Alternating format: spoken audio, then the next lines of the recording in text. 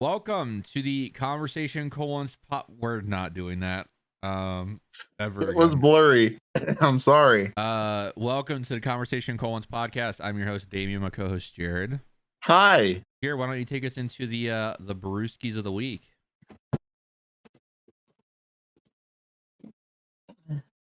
I've got some Apple Crown Royale. Why do you still have the bag? You got to keep the bag, bro. The bags are cool. I don't think you have to keep the bag. Well, I mean, I keep the bags. I only have a little bit of it right now, and I just poured it into this Powerade, so I had a brewski. All right, I have Mike's Hard, good old classic, you know. Ooh, can I start getting those when it gets summertime here? Be exciting. Yes. So let's get right into it. Today, Wednesday, the 22nd. It's Wednesday, my dudes. They announced that It's also Thursday. it's Wednesday for me. That is not possible. It's 9:00 for me. It is physically not possible that it's Wednesday for you. Because even if I go back 3 hours, it's Thursday. My schedule's all messed up. I'm so sorry. Oh, is it because you stayed up for 9 hours playing Destiny last night? Yes. So Thursday, Also, wait, what was the number you said? Did you say 23rd? 22nd. Okay, just making sure. Yeah, I actually said 22nd. It's also been a weird week because like my schedule's not the same at work and my off days weren't the same, so like it feels different. Anyways, so they announced 2 new Battlefield games today, which one of them we've known for a while. Ew. 2, yes. So the What? new main Battlefield game that comes out later this year, which is reportedly modern. Finally, we're going back to a modern Battlefield after we've had 2 Battlefields that were in World Wars, and Battlefield 1, World War 1, and Battlefield 5, World War 2. If you didn't know, yeah. So the mainline one comes out later this year. They'll be showing a trailer, and the second new Battlefield game comes out next year and is a mobile game. So I don't know if that is going to be.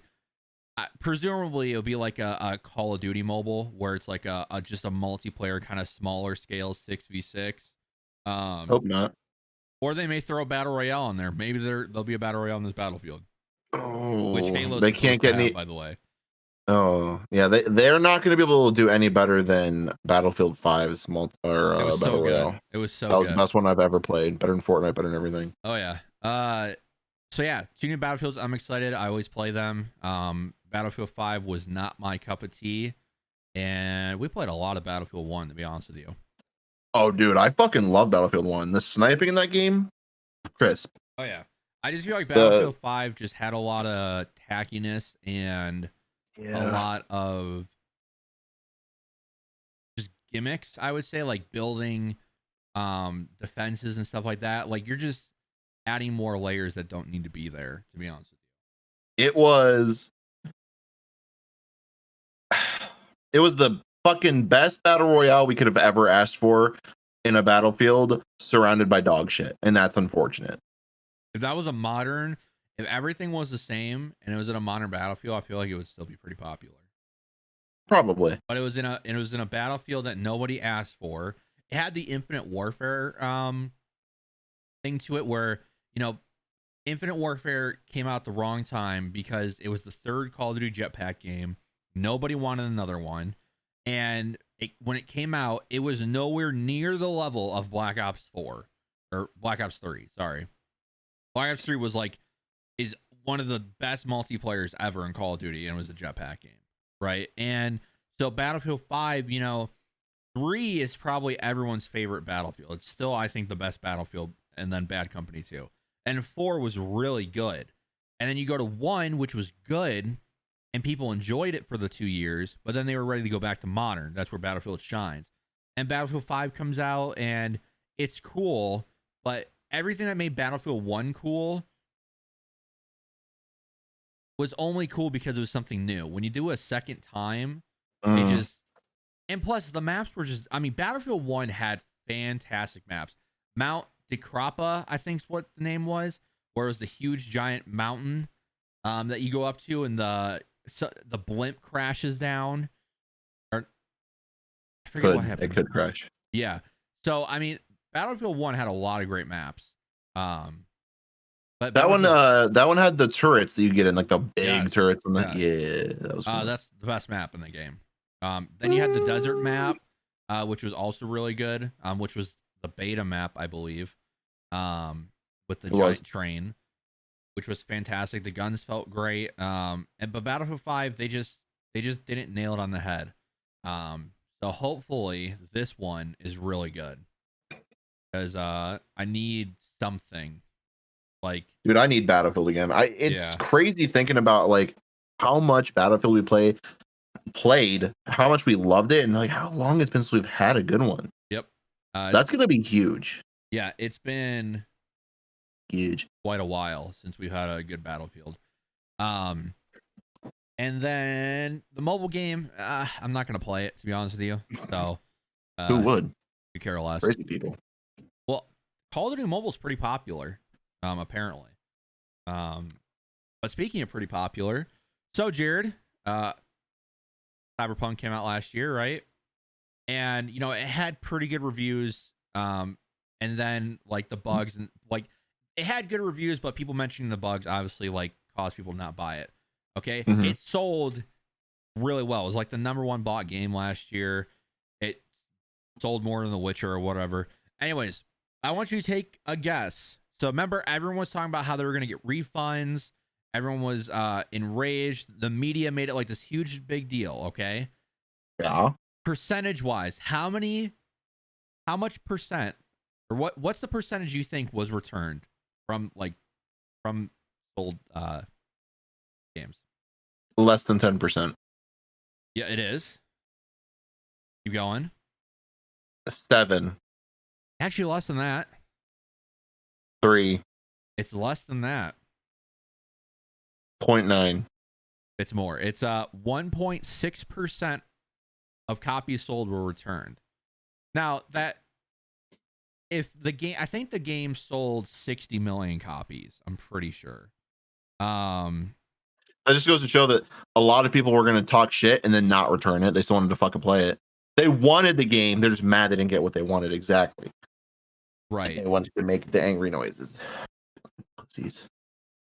Okay, so Cyberpunk 2077 sold 13.7 million copies, which also what's really interesting, more than half of those were on PC. So the PC market has like skyrocketed, because the way it's always worked is like console was always like the big dog. Like that's where most people played. PC was always like when you tell people you have a PC, I feel like they look at you as like this kind of like next step gamer in a sense.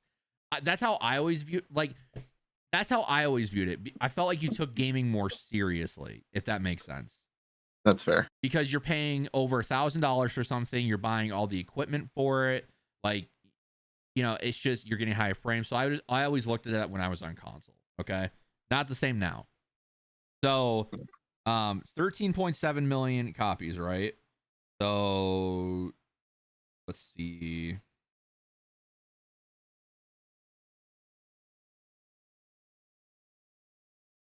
So 800,000 copies were returned. 800,000? 800,000 copies were returned. Okay. Not bad. So, you know, you times that by 60, so $48 million. Okay. But, if you,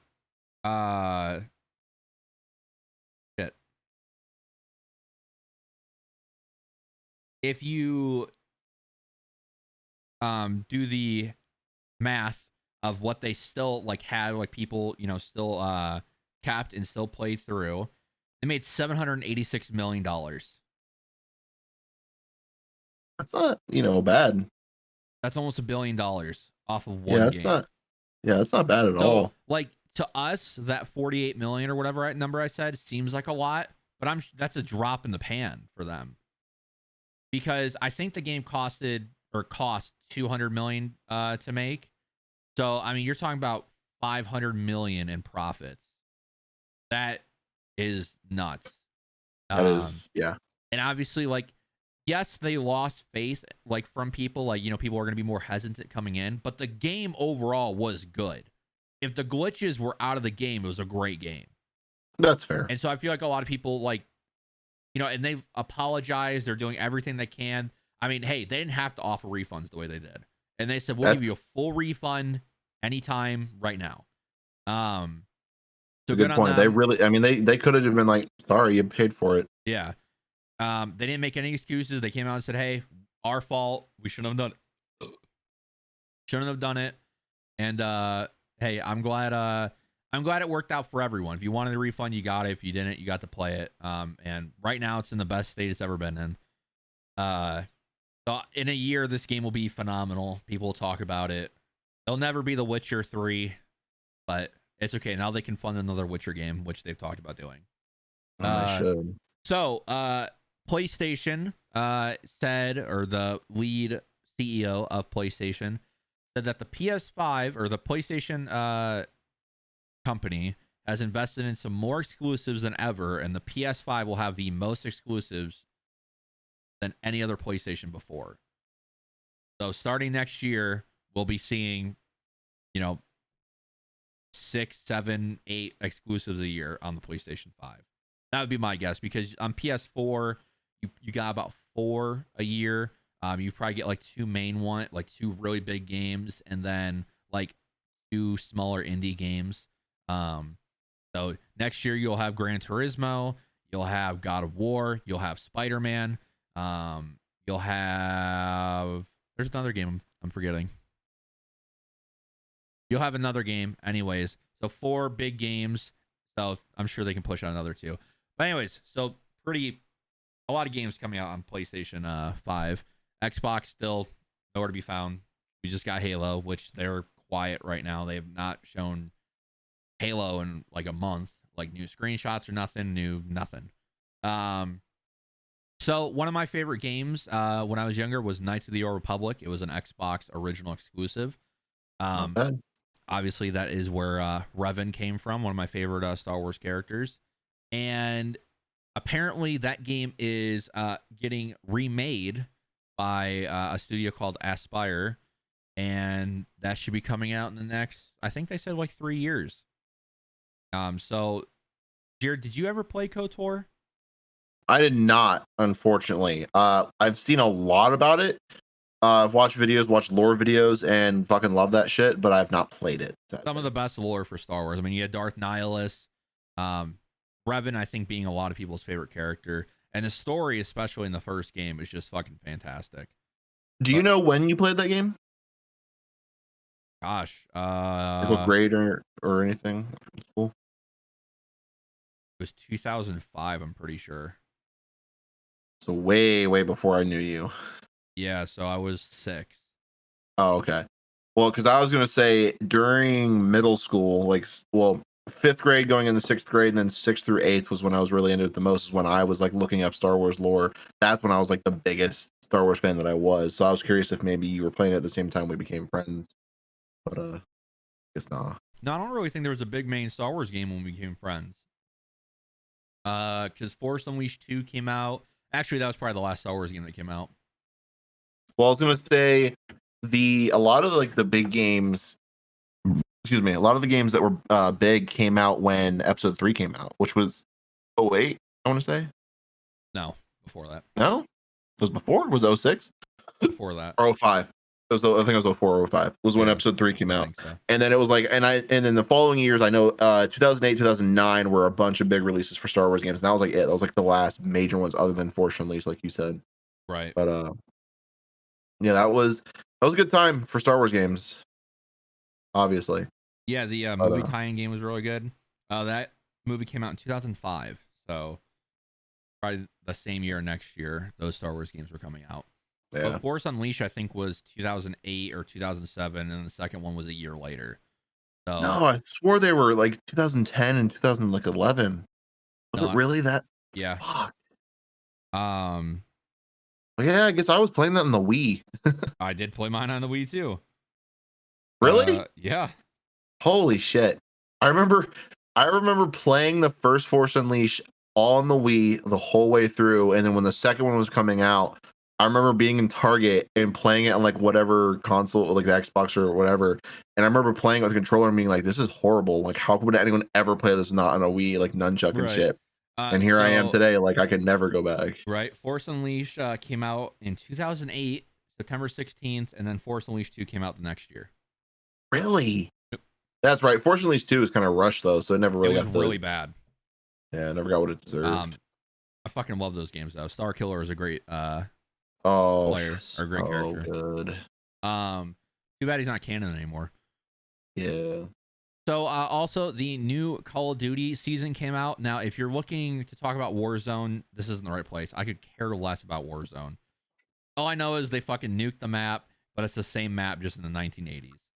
Yeah, I heard about the nuking. Yeah. All I care about is multiplayer. The new Battle Pass is once again a stinker. But I did buy it, yes. They forced me to. They added That's the rude. PPSH, Sticks and Stones, Ballistic Knife, new Sniper, Standoff from Black Ops 2 is coming back. That's like the main game I'm excited, or the main thing I'm excited for. But the PPSH isn't bad. Overall, a new Outbreak map. And yeah, just a bunch of bug fixes and shit. It's and a bunch of nerfs. It's a good update.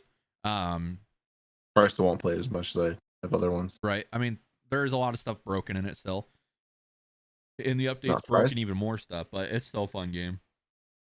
So yeah, Call of Duty's in a weird state right now.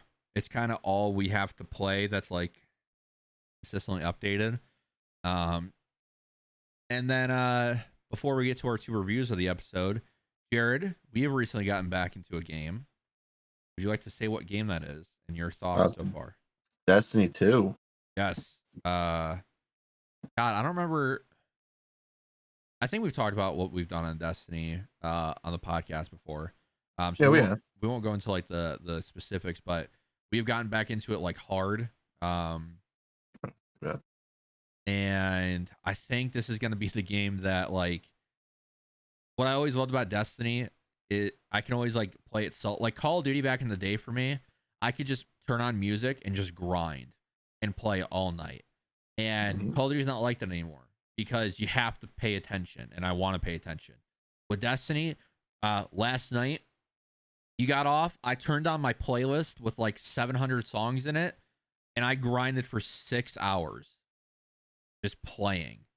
And it was the most fun I've had like by myself vibing out in years. And I'm gonna do it again Good tonight. game. Yeah, it's a great game.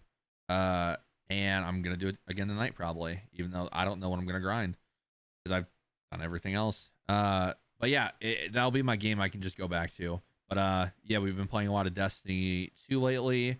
Returnal comes out next week. Which is a PS5 exclusive. I'm waiting to buy that. I'm going to see how the reviews are because it looks like one of those games that could just be like a mediocre kind of game. That's really it, to be honest with you. Yeah, there's not a lot. To our first review, last week I reviewed the Tremors 4K, and that was supplied by Chad. So thanks, Chad, again. He supplied me this week with a film that I haven't seen since I did film class in high school, which is Apocalypse Now by Coppola, who obviously, you know, famous for The Godfather. When I was watching it, I remembered why I didn't like the movie in film class very strongly. Now, before I kind of talk about the movie and why I think it's overrated, what I will say, this 4K like update to it and the sound, I watched with my mom as well because she actually likes the movie, and it looked like it was filmed now. Like, I'm not joking. I sat there and I said, like, halfway through the movie, I sat there and I was like, I said to my mom, I was like, this looks like it was filmed today. This looks like a modern movie, which obviously goes to the credit of Coppola. It has Martin Sheen, who's Charlie Sheen's dad. It has a young oh, he's from the Matrix. The red pill, blue pill guy. Fishburne. Lawrence, yes. Not Samuel Jackson, as the card or the commercials would say. A very young Fishburne in it. And obviously has the Godfather himself in it, Marlon Brando, who is one of the most legendary actors. He comes in towards the end. What I will say about this movie is, well, first off, if you like 4K movies, this should be in your collection. It's really good. By the way, thanks again, Chad. But what I will say about this movie is the very beginning is really interesting. The premise is cool. The movie does have a slow crawl pace that I just don't care for. This is why I don't like The Godfather Part 2 and Part 3, because of how slow those movies are. And with this movie, I think from beginning till about, spoiler alert for a movie that came out in like 80s, 70s, when Clean dies, who's Lawrence Fishburne's character, after he dies, the movie just stops. And it's so much of a fucking drag. And I can't stand it. In film class a few years ago, I couldn't stand it. And when I was watching it, I was begging for the movie to be over. Because by the time he saw Marlon Brando, I understood what the movie was going for. And I didn't need the extra 30 minutes of them kind of explaining it. I didn't need to finish that arc. I knew. Well, some people do. Not everyone's as fast as you are. But they clearly explain it throughout the movie. There's so many. I understand what what Coppola is going for. Okay, most people should understand. By the time he gets to Brando, you should know. They clearly lay it out for you. Clearly, You should know. Yeah. And okay, yes, maybe give like 10 minutes. You know, get to know the characters, whatever. But you got to give Brando his screen time, I guess, and you got to give him fucking 30 minutes. But dude, it was just shit was happening that I just didn't think needed to happen. I do like how Brando's character and Martin Sheen are reflections of each other, because in the beginning of the movie, Sheen's character is like, well, how could he go this crazy? Like, what has he seen? And then throughout the movie, you're seeing what Brando went through and saw. And so you, at the end, understand why Brando is crazy. And Sheen understands why he's crazy. And basically, it turns out that they're a reflection of each other. But the acting's phenomenal. A lot of the film direction's phenomenal. I just think the end is painstakingly slow. And I fucking hate Coppola movies for that. He is notorious for that. It's not like a Kubrick where, like, yes, his movies are slow, but he's building intensity with that. The Shining is a slow movie. If you go watch through the mid parts of the last act, it's a slow movie, but it builds up the intensity. You understand what's going on. It's still moving. Parts are setting up. This, it's not like that. I never cared for Apocalypse Now. I think the directing, like, for the first 2 hours is phenomenal, but at the end, it's not what it should have been. And I will say this, and I know a lot of people are going to hate me for this. Coppola is hailed as like this fucking god tier director, and I don't understand why. Apocalypse Now is a good movie. The Godfather is his best movie. Part 2 and Part 3 are fucking ass. I don't understand. People are like, The Godfather is one of the best trilogies ever. Like, I'm being a little bit mean to those movies, but at trilogy wise, The Godfather Part 2 is really bad, and Part 3 is even worse. Now, they're not like bad movies. Like, you can watch those movies and enjoy them, but when you compare them to the story of the first one and see where it goes, it's just bad. And I don't get why everyone dick rides Coppola. I just don't understand it. He's no Kubrick. He's no fucking Nolan. He's no he's not even a top 10 director. We need to chill out. He's no George Lucas either. Okay. Fair. Yeah, but I would like to say, because I told Chad I would shit on this movie. I liked how it looked visually, and there's a lot of parts I like about this movie. I just think the end's bad. But the 4K Ultra HD version of this, the final cut, is phenomenal. and it actually made me go buy a bunch of movies. So I guess it did a job. But we are moving on to next week. We'll be reviewing Mortal Kombat. I forgot to do that this week. The new one that's on HBO Max. Oh, So Jared, did you watch it? No, I'm gonna watch it probably sometime this weekend. I mean, if you're willing, if you still have the HBO Max thing, I mean, we can watch it at the same time. Yeah, as long as the time I'm available. Yeah. All right, yeah. So finally, we go to the Falcon and Winter Soldier, which the season finale is in a few hours. Yeah, because it's Thursday night.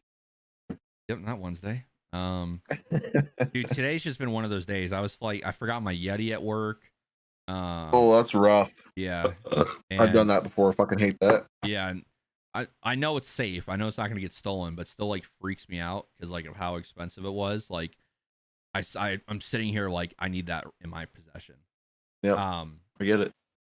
But it's just been a weird day. But anyways, last week, episode 5. What did you think of it, Jared? Kind of give us the breakdown of what happened. What were some parts you disliked? Like, what are your thoughts? All in all, excuse me. All in all, I thought it was a great episode. So far, from all the episodes we've gotten, and from what I can remember, there isn't a ton of action in this one, if any. It's like next to none, I believe. But I think it was a good episode. I know that a lot of people are going to probably call this a filler episode, but I like the content we got. We got a lot of Sam's character going and being at home with family, being at home with his sister, his nephews, and working on the family boat, getting ready to sell it, all that stuff. And we get to see Mr. Zemo. He goes back home, goes to visit the memorial for Sokovia, and then Bucky comes along, and then he gets the what's their name? I forgot the name. The Wakandan people. Dora Milaje. He gets them and hands Zemo over to them. He plays the thing. He's like, "I'm gonna shoot ya." Click. It's empty, bitch. Which was fun. So I like a lot of that stuff that happened, just kind of cleaning up the loose ends. And then Bucky actually asks a favor of the Wakandans and says, "Hey, I need something." And then he brings it to Sam, and we don't know what it is yet. It was a cliffhanger at the end of this episode. So last episode we're gonna see what it was that he was giving to Sam. Yeah, we're pretty sure it's a suit. But Bucky is like, "All right, I'm gonna drop something off and then I'm leaving." And Sam's like, "Don't go anywhere. These are nice people. Just stay with us." So then you get a montage of, I don't know, days, a week, an extended period of time where Sam and Bucky are at Sam's home in where I forget what fucking state they said they were in, and he's Louisiana. Bucky helps fix up the boat. There's a nice little montage of that, and then they have a time where they're talking. Sam's deciding whether or not he should be Captain America, which is interesting. It's in depth. He's trying to really figure out, is he worth does he have the self-worth? Is it appropriate for him to have it? Does Steve believing in him mean what he what Steve meant? Does he have what it's in it? Have what it takes to beat? There was action. We gotta remember at the beginning of the episode they were fighting Walker for the shield. That's right. I forgot it opened with that. Oh God. Yeah, that was good. That was good. Oh, and then the whole thing that happened with Walker, where he was court-martialed or not, or let off with a warning, whatever. Right. And at the end, where he's crafting his own shield out of steel. That's all fun. I really like the scene where Bucky and Sam are throwing the shield at trees, and they're catching it and then throwing it. And it's like a game of catch because they're standing next to each other having a conversation. And that's really good. I don't remember if that was before or after a big training montage of Sam getting good with the shield, that becoming. Was before. It was before, yeah. So it was basically one little. I think that scene. Small detail, real quick. When he was doing the training montage, and he was running around, he left a spot on his left for Steve. You can see he clearly runs more to the right to leave room. You're welcome for that. You can cry.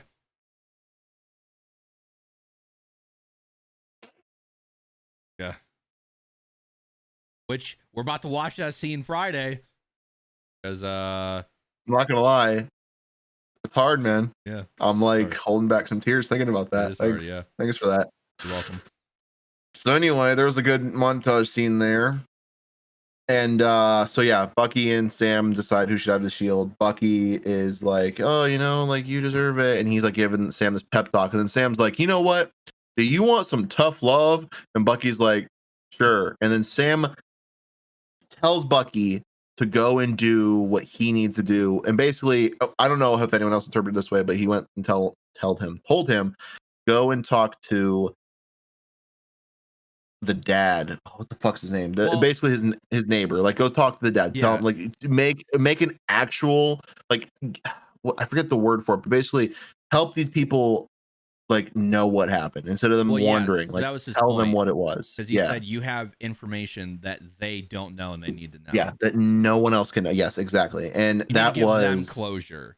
Even if you can't give that's what it was. closure. Yes, that's exactly. And he's like, and I forget if he said it, but he's like, if you do that, if you give other people closure, that's going to help you with yours if you get there. And that was like a really deep scene to me, because I love where Bucky's characters come from, like the first Captain America to now. His character's fucking amazing. And so I loved that, where it was like, go do this, like finally make yourself like come full circle. So that was nice.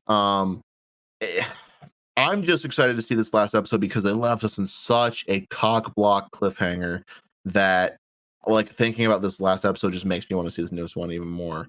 Yeah, I wonder if how long it's gonna be. I don't know. They have a lot to fit in. Oh my god, yeah. Like, this is gonna be nonstop action, kind of like how the last episode of WandaVision was, because you have to realize where we are. We have to not only stop the Flag Smashers, we're gonna have to stop Walker potentially if they, if his character comes back. And there's a lot of stuff for the characters that they tie up. We have to see Bucky go tell those people their closure. We have to, we have to see where Sam left off or is leaving off. What he's going to do with his sister. Maybe we'll get season 2. Well, they never. Maybe we'll get a fucking huge cliffhanger and be like, maybe it finishes, maybe it doesn't. Well, they have time, but I feel like the Flag Smashers that has to be like the close. For sure. And Zemo's in Wakanda, which I don't think it's very smart to have one of the smartest criminals in the most technologically advanced city in the MCU. That doesn't considering what Killmonger did with all that technology. I feel like Zemo will be able to do some pretty crazy stuff. Yeah, but Killmonger was able to be like be king. Zemo's gonna be fucking cuffed to a fucking, but he'll figure it out. Will he? He'll always figure it out. Maybe they're gonna help Zemo become a good guy. It seems like right now we're in a good redemption arc for bad guys. That is true. Yes. Except for Thanos. Zemo's more interesting than Captain Marvel. I'll give him that. I 100% agree with that. Yeah. So yeah. Any negatives for that episode?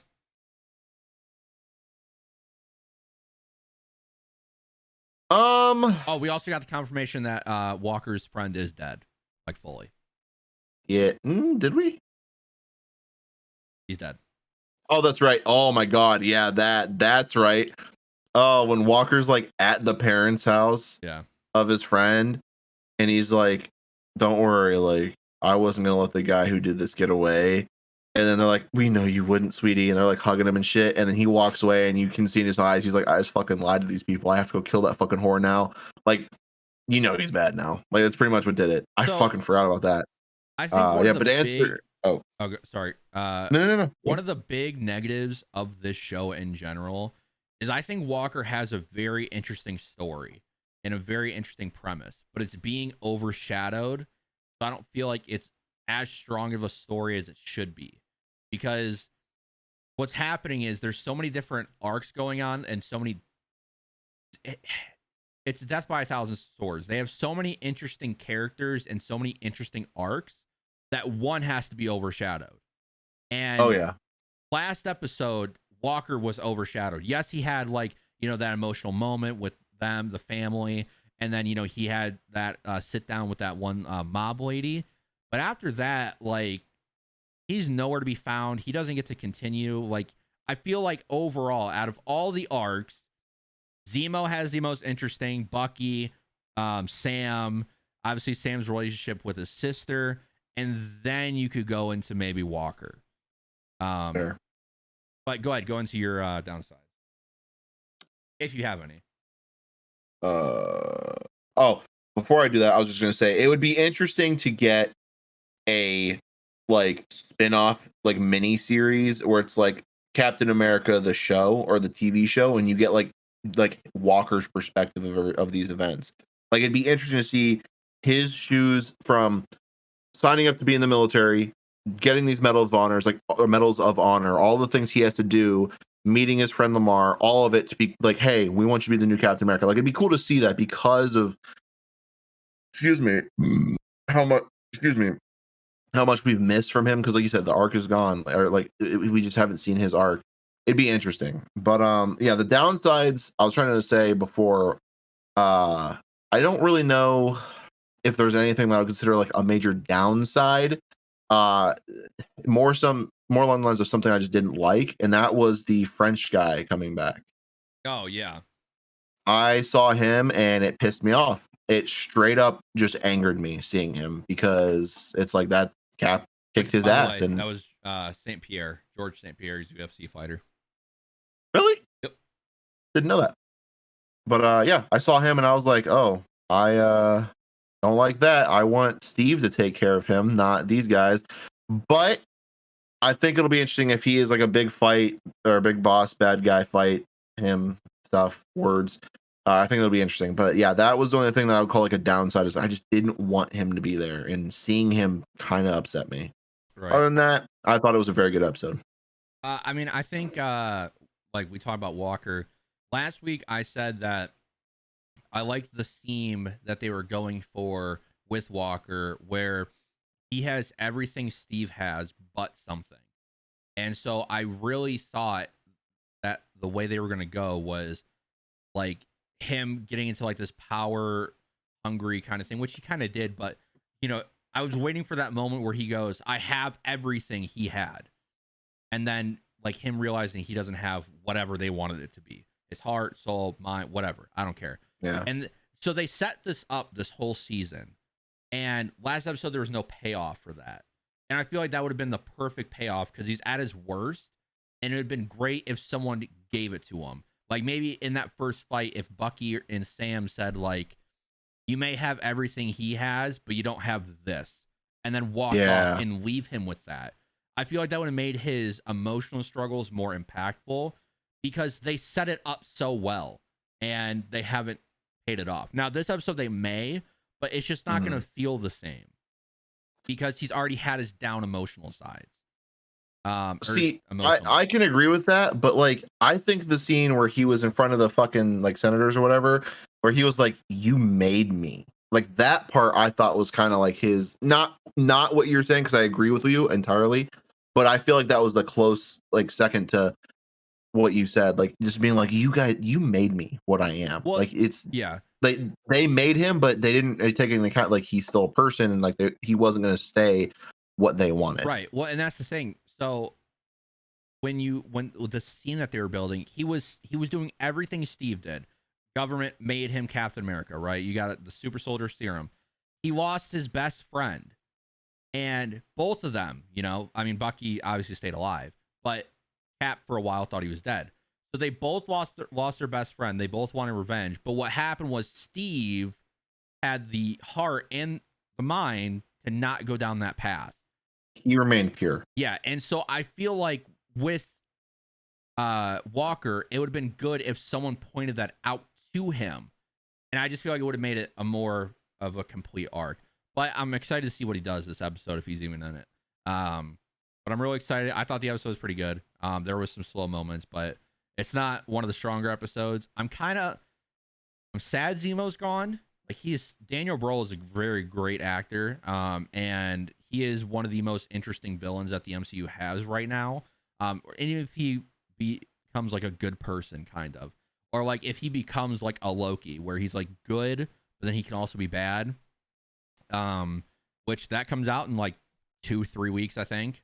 But yeah, I'm really excited for this season finale. It's done its job. I'm happy to see Sam in his new suit if that's what he has in that case. But yeah, I think that's all we got this week. Yeah, I don't have anything else. Yeah. Next week we'll review the Mortal Kombat movie.